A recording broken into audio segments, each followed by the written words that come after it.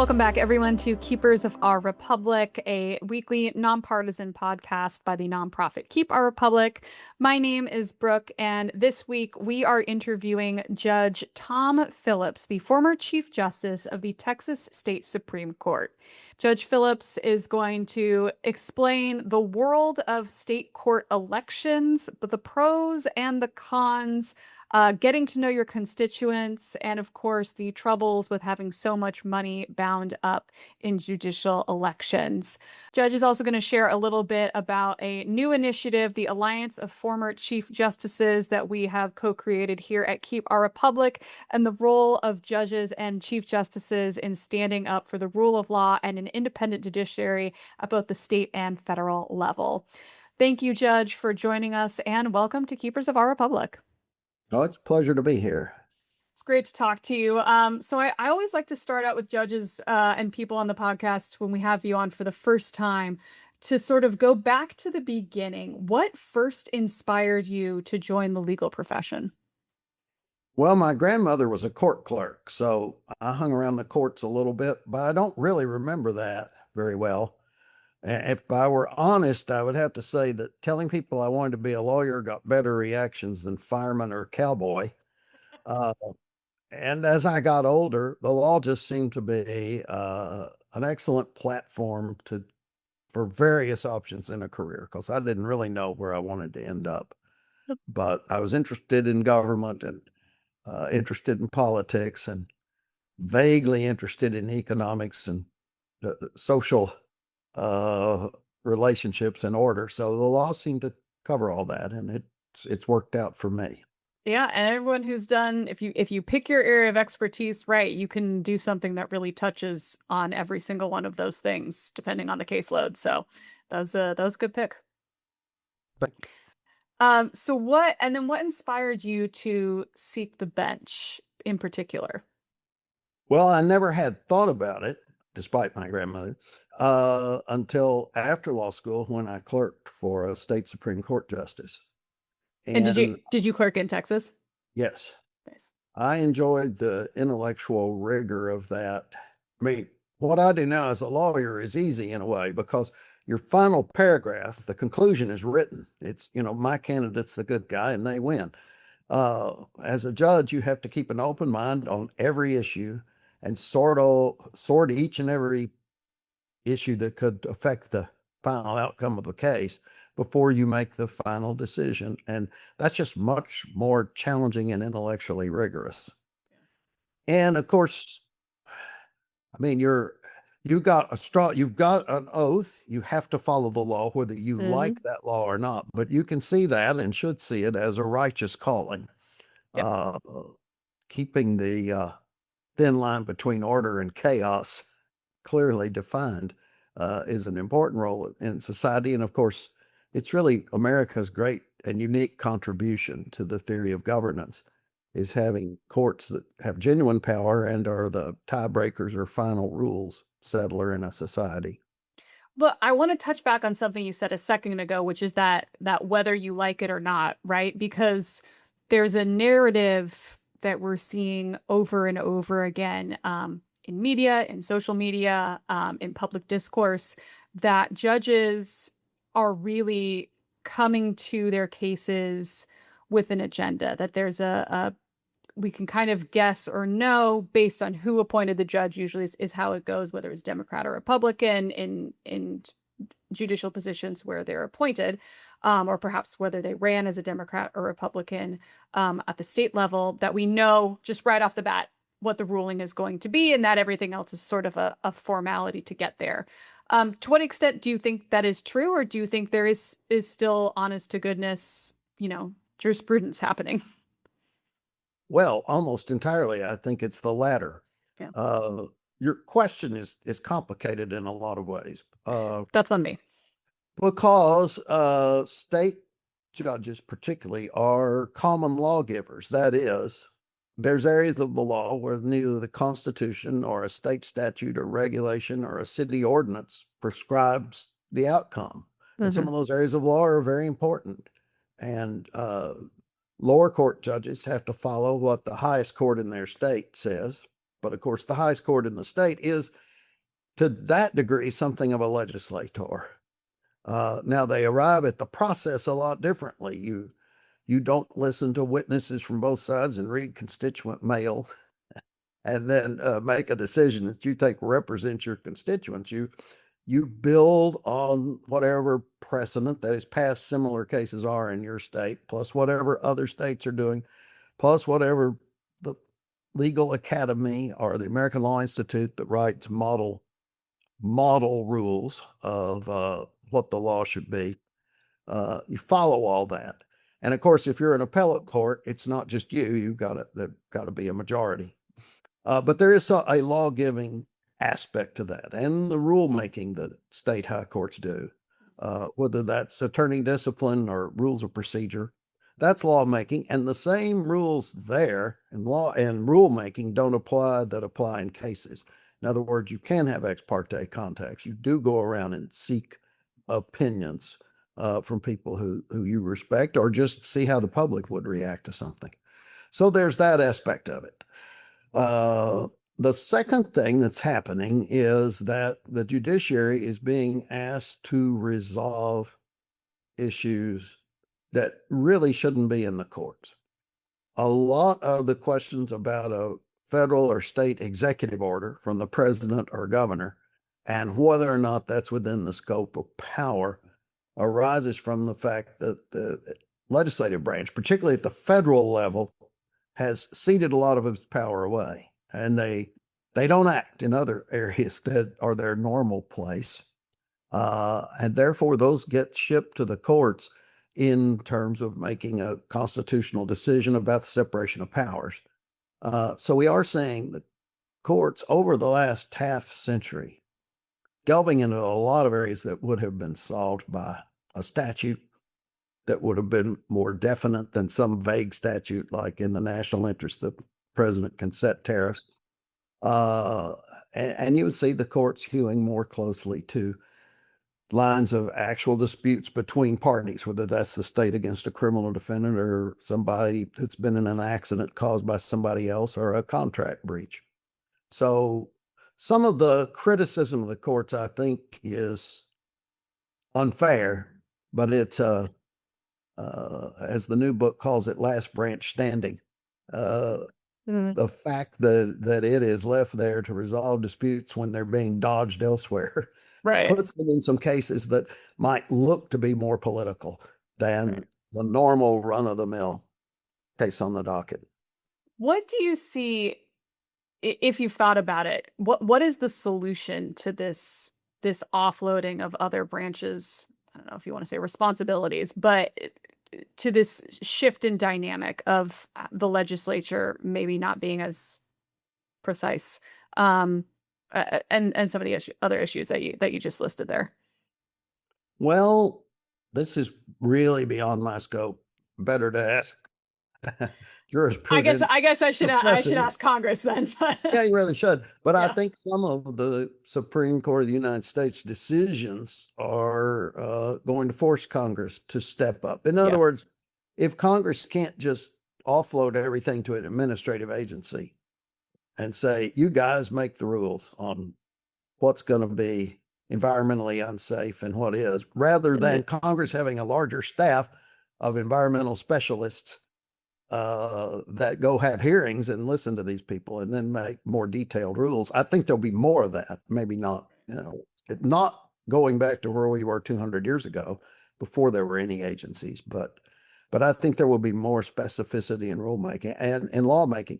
And we have that in the states. I mean, Texas for the last 60 years have done what New York did 100 years ago, 200 almost now, and codified a lot of its laws, and they do fill in a lot of gaps. And there's less common law being made at the states by far than there was even when I started practicing law. Right. Let's talk about that state versus federal setup, because we've had the opportunity to interview a lot of jurists on this podcast over the past year. It's been such a pleasure getting to speak with so many of your colleagues that I know in person and from professional settings here through Keep Our Republic. But you are the first judge who primarily spent their tenure at the state court level. Obviously, you were on the state Supreme Court in the state of Texas. Other than, what you just mentioned with how the legislature sees their roles in individual states, what other important things do you think the public might not be aware of in terms of real differences in how the state judicial system operates versus the federal system? Well, the main difference is that no state has tenure based on good behavior. Right. Some states have nominally a lifetime job, but it's lifetime with an age cap. For most of the states, there's some regular procedure for whether a judge remains in office, whether that's as in Texas, where you run either every 4 or every 6 years, depending on the level of your judgeship, and it's against all comers. Although for most trial judges, it's no comers. We run partisan. Many states run nonpartisan, but increasingly political parties are getting involved. But that certainly is a democratic check, I suppose, on the power of the judiciary. But it's one that's not altogether unhealthy. I think for judges to go explain their role to the public at somewhat regular intervals can be an education process and a two-way street on an education process. If the public says, we don't like waiting a year for a decision, we'd rather have a quicker decision, even if it's not quite as good, that's useful information. So that's one big difference, is how you're selected. And I guess it's the principal difference. Many state courts are specialized at the trial court level, and in Texas, even at the appellate level, in that you might only do family law or only do criminal law, only business disputes. All federal Article 3 federal judges, that is, those judges who get the lifetime job, are generalists. They hear everything. Consequently, they have larger staffs generally than the state court has. But you don't come to a judge that has a narrow view or concomitantly has extreme expertise in any Right. one area. I mean, they won't be experts in all areas. Nobody can be. I suppose that's the difference. One key difference is 6-person juries in federal courts. Normally 12 in state courts. There's exceptions both ways to that. I think 12 gives you a much better cross section of the community and much less chance of one strong voice dominating the outcome. So let's talk about the appointment process in Texas in particular. For those who are unfamiliar, walk us through what is the current process by which a judge gets to sit on the Texas State Supreme Court. Obviously, it's going to vary from state to state. What is the Texas model? Well, in our state, all judges, except municipal judges, and a few specialized subcourts that take assignments from the real judge. Bad term. Anyway, almost all judges are elected, and they're elected in a partisan election. And that's how you get into office. Although many times judges die or resign during the middle of their term. And the governor in Texas can then appoint a state court judge until the next election. And local judges are appointed by the local governing body, which in Texas is a county commissioner's court. But there again, only until the next election. Then there are qualifications to run for office. The very lowest court judges, the traffic courts and minor disputes, those judges don't have to have a law degree. And it's a good thing because we have a number of counties in Texas that don't have a single lawyer in them. As you get important enough that you can transfer real money from one party to another or send somebody to prison, you have to be a lawyer for a certain number of years and have resided in the area that you are going to preside over. So, partisan versus nonpartisan. What do you think the pros and cons of that as a system? It's just a topic we've not touched on here in the podcast, and it's obviously very different theoretically from how the federal system is running. Yes, it is very different, and Initially, the founding of the republic, all the judges were either appointed by the governor or the governor's council or by the legislature, usually for fixed terms, but they'd come up again. Now only Virginia and South Carolina still do that, two of the original states.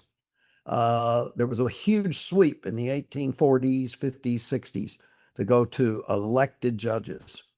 And generally elected meant partisan, although it's not partisan like we understand it now because there's no ballot pre-printed. You just dropped the names of who you were for into the hopper on election day. And the parties printed ballots, as did newspapers that were generally, of course, all one ticket. So most people clipped that out and dropped it in. So there's actually a higher degree of straight party voting back in the pre-ballot days than there is now. But be that as it may, the idea of formal printed ballots came right at the end of the 19th, early 20th century. And at that point, parties started nominating people that then were printed on the ballot with a party.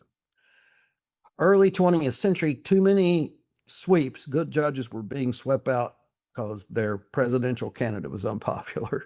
The defeat of too many judges caused a number of states with elected judges, in fact, half or more, to go to nonpartisan elections. And in Texas, we've always had nonpartisan elections for city and school officials. So we're kind of used to that concept. And that has worked pretty well in those initially in those jurisdictions to stabilize the judiciary.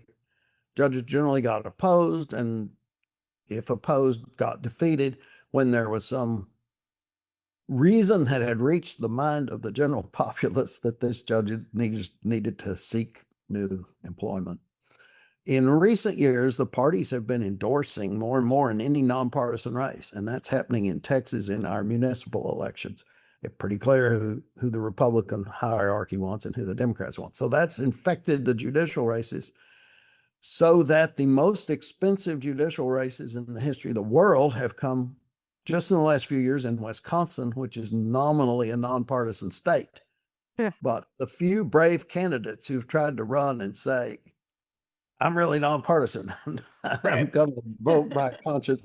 They don't make the runoff. They don't get any votes. Right. So the differences between partisan and nonpartisan are shrinking. I do think we in Texas have a lot of people who run for judge and don't run an active campaign because it's a pretty good lottery ticket. You pay a filing fee and get some signatures. And then, depending on how the top of the ticket does, you may get in. And as a result, we've lost literally hundreds of appellate and state trial judges just in this century. I mean, 200 or 300. And that, one, it gets more people the opportunity to serve as judge, but two, it discourages some people from leaving a successful private practice to go try to be a judge when the tenure is so uncertain. Right. And I just see this when a federal bench comes up, there's a lot more applicants than there are for the normal state bench. And some of my federal friends tell me that the state, at least a state trial judge in an urban area with just a civil docket, has a more interesting set of challenges than some federal judges have. And certainly the state Supreme Court in Texas, which does only civil cases, if you have a boring case, it's your own fault because it's discretionary whether you take the case or not. And I would say our federal courts have some very interesting, very exciting cases, probably more than the state courts have, but our average case is maybe more interesting than just the average when you pick out for a federal appellate court. That's a long explanation, but No, it's partisan and fascinating. nonpartisan is a difference. Partisan gives the voter some cue, but it can be misleading. So a lot of people have they've switched parties and run one time one way, one time another, One time based the on other. what they think is going to happen in the election. And it's a poor predictor, but it's some information.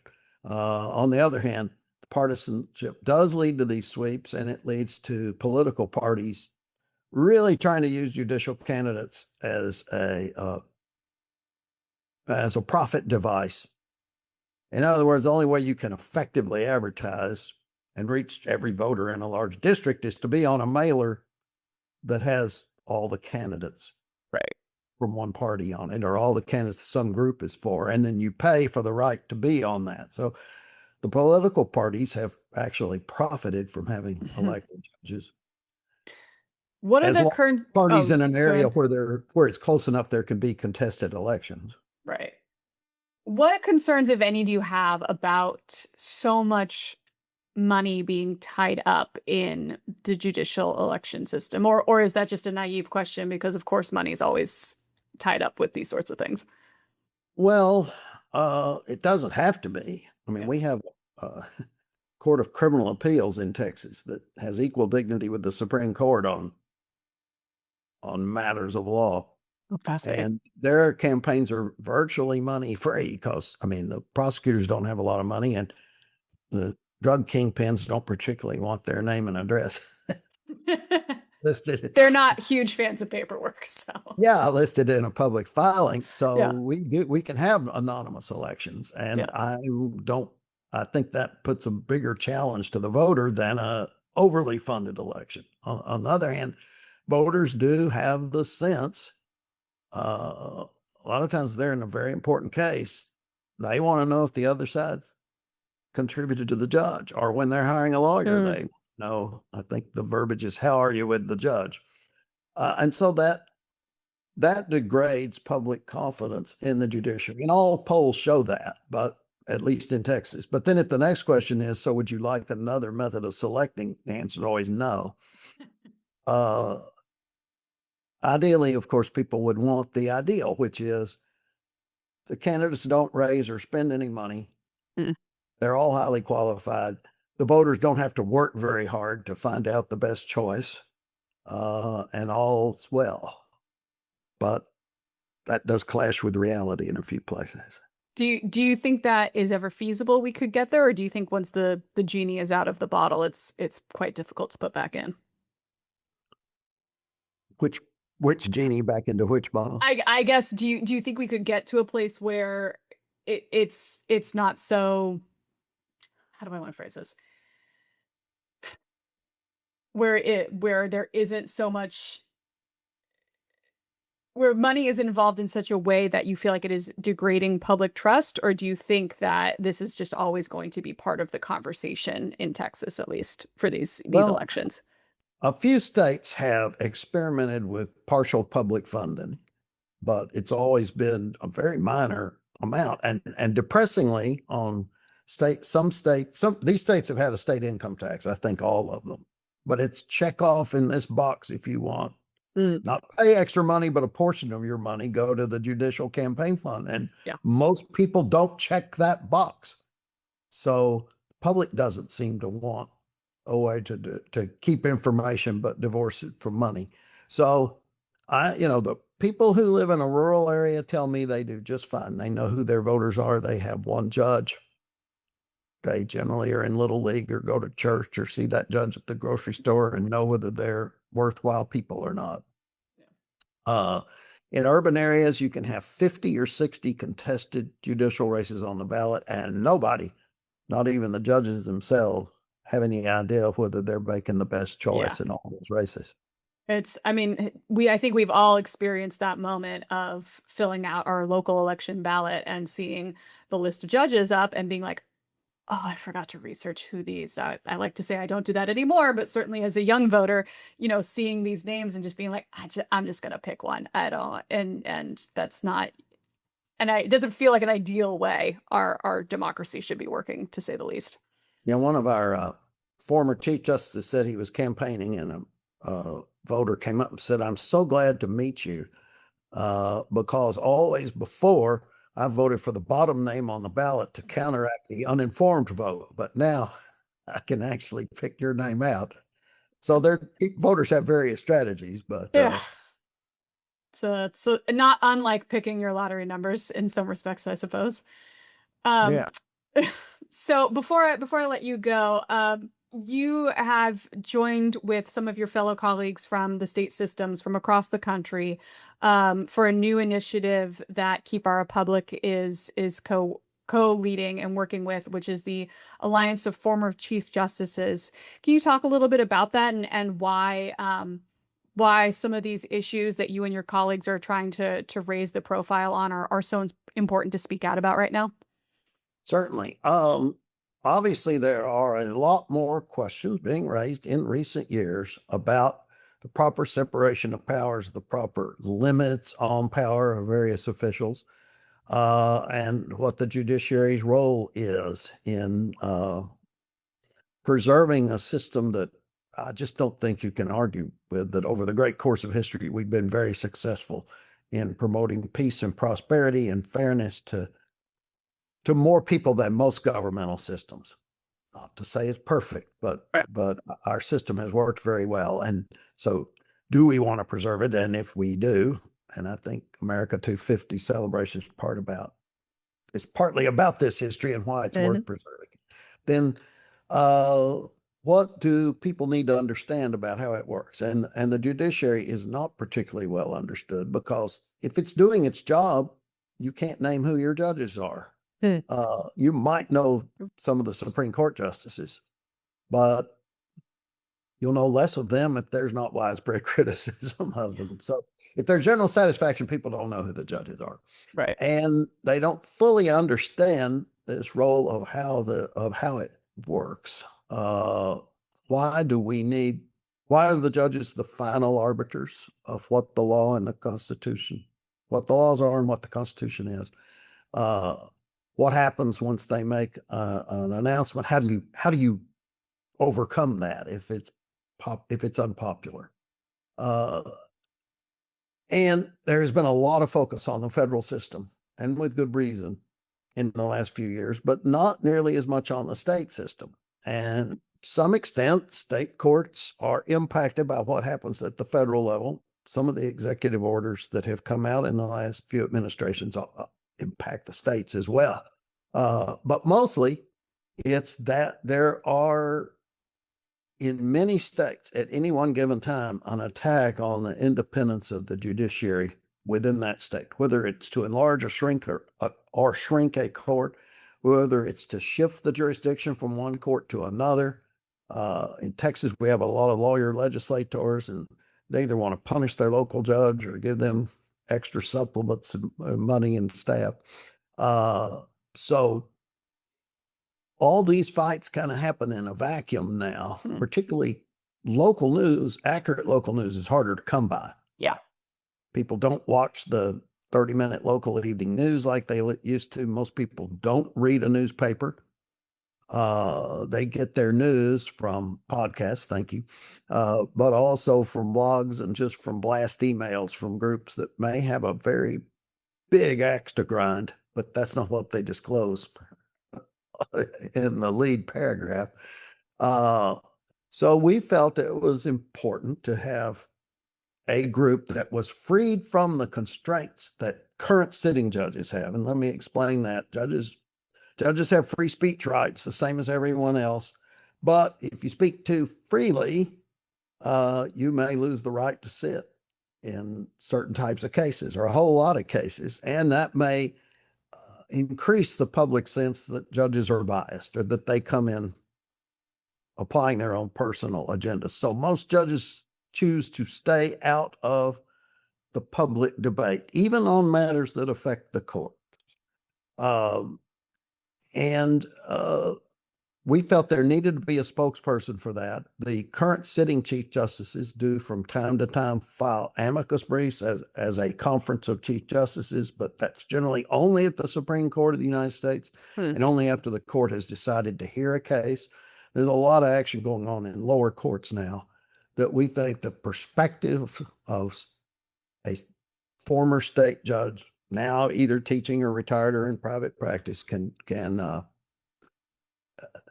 help the court and can assist the court in deciding what's happening. And there's also fights in various states early in August. Kansas will vote on whether to go back to a partisan election system that they got rid of 60 years ago. And I'm going up to Lawrence, Kansas, to say a few words about that. I don't know if having outside, an interloper parachute in is good or bad, but I'm going to try. And so the Alliance is keeping all of its members informed about what's happening in other states, because sometimes a challenge you see one year in one state will prop up. If it's successful, it may crop up in the next legislative session, because Democratic and Republican legislators nationwide have their own private clubs. Well funded by people who do have an agenda. And so just saying, well, if everything's cool in Texas, what do I care what's happening in New Mexico? Well, you ought to care, because next year you may see it. It may be coming to Texas. Right. Judge, thank you so much, not just for your work with the Alliance, but for taking time with us here today. I'm excited. You really left us with a juicy morsel there at the end. We'll have to have you back later this summer to talk about what's going on in Kansas. And of course, really looking forward to more conversations with your colleagues from the Alliance. And thank you so much for starting off. Could not have thought of a better guest to start off our series talking with some of these state justices as well. So I appreciate you for your time. Well, thank you, Brooke. I look forward to visiting again. Thanks so much again for joining us at Keepers of Our Republic. If you don't already, make sure to hit that like and subscribe button. Follow us on YouTube, Spotify, Apple Podcasts, all the places that you get your favorite podcasts. And until next time, we'll see you next week.